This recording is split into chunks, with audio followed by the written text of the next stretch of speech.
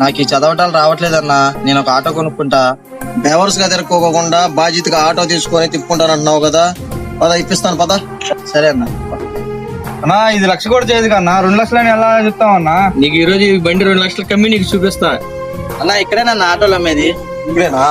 ఈ 2 బళ్ళు అమ్మే, చూసుకోండి ఏది కావాలో. నీకు వస్తుందిరా, ఏ బండి తీసుకుంటావు?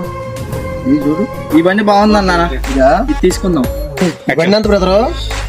బయట అయితే ఇది 2,50,000 చెప్తారు ఈ బండి, మీకు కాబట్టి 2 లక్షలకే ఇస్తాను.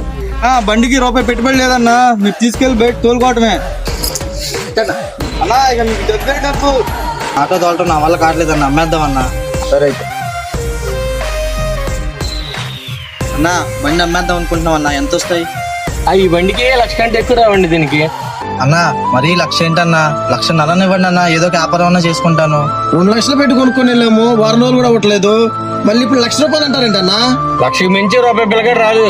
ఇష్టమైతే అమ్మండి, లేకపోతే వెళ్ళిపోండి. మీరు అమ్మేటప్పుడు కొండంత చెప్తారు, మేము అమ్మడానికి వచ్చినప్పుడు గోరంత చెప్తారు. ఇది ఎక్కడ ఏమన్నా?